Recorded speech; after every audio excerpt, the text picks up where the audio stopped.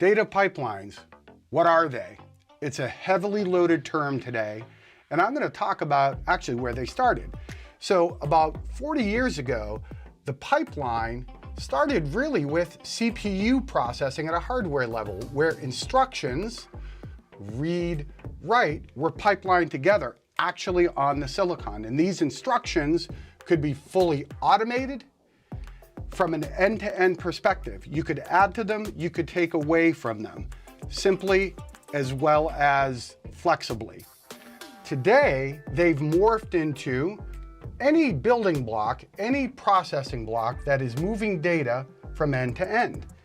And what's critical to know about today's data pipelines is how data enters the pipeline.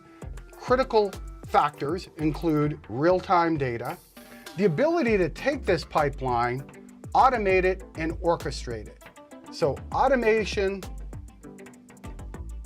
and orchestration become critical. Now, just a very quick word on that.